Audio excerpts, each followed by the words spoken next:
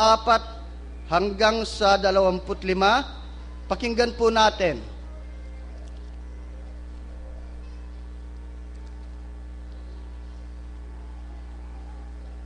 Sapagkat tayo niligtas sa pag-asa. Datapwat ang pag-asa na nakikita ay hindi pag-asa. Kaya't sino nga ang umaasa sa nakikita? Ano kaya, mabubuhay pa kaya ako sa 100 taon? Itong aking katawan parang makaitlo nang na-overhaul, kumbaga sa makina. Itong aking matuhod, bumibigay na. Konting lakad lang, kumikirot ng ang aking matuhod at kasukasuan. Nakikita yun nadarama. Ang sabi ni Pablo, ang pag-asa, hindi pag-asa pag nakikita. Kaya pagpasok po ng bagong taon, mga kapatid, pag sinabing buhay na pag-asa, maaaring may sakit ka ngayon. Pero sa iyong pananampalataya, sa buhay na pag-asa, sa 2012, lalakas pa ako't makapaglilingkod pa sa Panginoon. Itong taong ito, maring nabagyo ang aking mga pananim. Itong taong ito, maring marami akong nasalungang problema. Problemang pampamilya pa. Kami-kaming mag-asawa, mag-ina, magkapatid sa laman. Pero sa 2012, sa buhay na pag-asang binibigay ng Diyos, sa Diyos naman, walang imposible, sapagkat sa Kanya lahat ay may pangyayari. Kaya bigyan po natin ng halaga yung pag-asang yun. Tatanaw tayo sa 2012 na may pag-asa, sapagkat yung ating Diyos,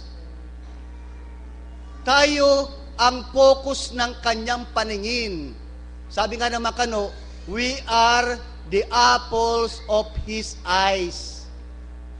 Napaka-espesyal natin. Bakit? 3:15 ng unang Timoteo, kabilang tayo sa sambahayan ng Diyos. Kastila, Pamilya de Dios. Bagong version, Family of God, which is the Church of the Living God. Kaya espesyal tayo. Tinubos ka kaya ng dugo ng kanyang anak, kapatid? Hindi lahat naman tinubos Yung iglesia ng Diyos na yun, tinubos ng kamatayan ng kanyang anak. Therefore, espesyal ka sa kanyang paningin sapagkat kamiyembro ka, kapamilya ka ng Diyos. Kung ganun ka-espesyal ang paningin ng Diyos sa'yo, hindi na Israel lang Yun ang favorite ng Diyos, yun ang pet ng Diyos ng panahong yun. Pero dumating ang kapanahunan natin, isinama tayo sa Israel na yun, sa laman, tayo ngayong iglesia ang espesyal o tangi sa paningin ng Diyos. Kaya, dapat buhay ang pag-asa sa ating kalooban na itong dating na taon. Unlad tayo, babasbasan tayo, spiritual, physical, material, relasyon, at iba pa, sapagkat yung Diyos na yon. Sabi nga sa sulat ni Pedro, ilagak nyo sa kanyang yung kabalasahan, sapagkat ipinagmamalasakit niya kayo. Gaano ba yung malasakit na yun ng Diyos? Tabi-tabi po kung meron akong matatamaan, pero ala po akong gustong patamaan. Yung binanggit ng Kristo, kung gaano ka kamahal ng Diyos, gaano ka espesyal ka sa panin ng Diyos. Ang sabi niya, maging ang bilang na inyong mabuhok ay alam niya. Kaya may patabi-tabi, kasi ako manipis na rin. Alam niya, ganun siya mag-care, ganun siya nagmamahal o nagtatangi sa'yo. Kaya hindi ka dapat na mawala ng pag-asa sa anumang kalagayan. May sakit yung asawa ko, iniwan ko Papasok ang bagong taon, ang bawat pagpasok ng bagong taon, nabigay ng Diyos bagong pag-asa. Hindi basta pag-asa, kundi buhay na pag-asa sapagkat kabilang ka sa kanyang sambahayan. Kaya sikapin po natin, last 2 minutes po, na makadalo sa ganitong pagkakatipon. Ayaw ko mang makabanggit na makasusugat sa damdamin ng iba. Marami pong nangyari na ka-excuse na wag dumalo rito, kundi sa lokal na lang nila, sa lugar na lang nila. Hindi ko humalaman, ang Diyos nakakaalam. Inaalis po yata ng Diyos. Tingnan yung mga Muslim, Meron silang Mecca. May namamatay pa dahil sa kaguluhan dun Merong mga birthday ni Poong Nazareno sa Quiapo, may namamatay. Pero tayo na nasa tama, kung pwede lang mag-excuse, mag-i-excuse pa para hindi makadalo. Wala po kaming pamasahe. Pwede po bang dun na lang? Hindi ko minamasama yun. Pero gaano ba kahalaga yung sinasabi ng kasulatan na sa gitna ng kapisanan, aawitin ko ang iyong kapurihan. Meron talagang kapisanan kung saan tinakda ng Diyos yung pagkakatipon. Lalo nga yung uso na yung ating internet, yung ating technology.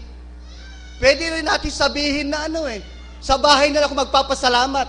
Total, nakalagay naman sa website, www.iglesianDiyos.org, yung pasalamat, doon lang ako manunood. Okay lang din yun. Okay kaya sa Diyos yun? Andiyan ka lang sa Metro Manila, hindi ka makarating din So, mga kapatid, sa harap ng Diyos, hindi tayo pwedeng magdahilan. Sa harap ng Diyos, alam niya kung tayo nagdadahilan o tapat sa ating kalooban ang ating gawain. Ibigay natin ang pasasalamat, anuman ang naging problema natin, anuman ang kahirapan natin, karamdaman natin sa taong ito. Pasalamatan natin ang Diyos sapagkat hanggang ngayon, pinahiram ka pa ng kanyang buhay. Maligayang pagpapasalamat po sa bawat isa sa atin.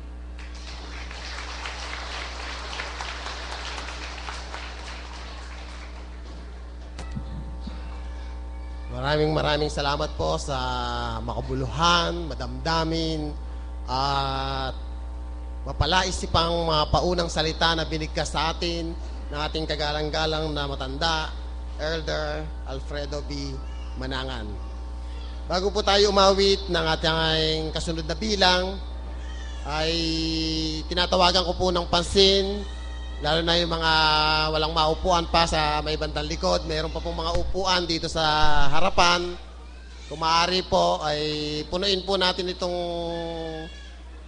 loob ng ating kapilya upang matunghayan natin ng mas magandang view ang ating dinaraos na pagpapasalamat.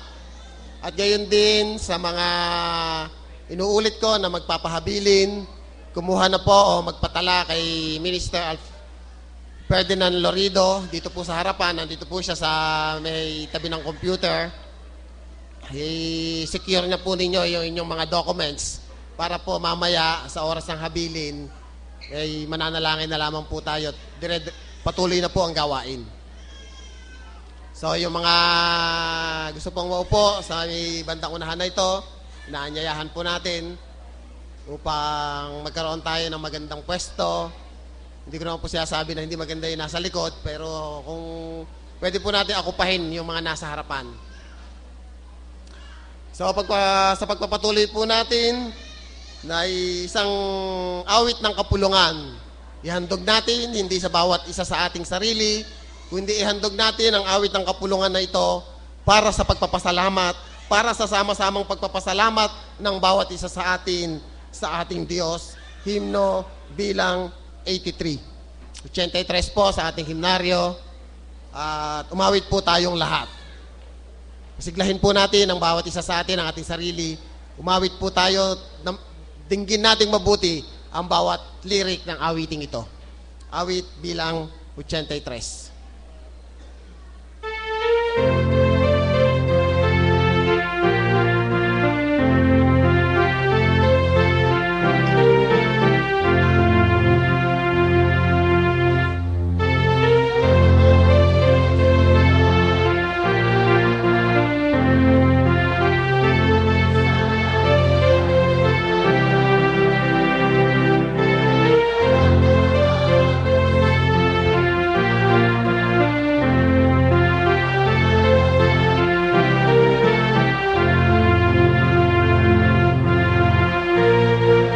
Awit po tayong lahat, sabay-sabay.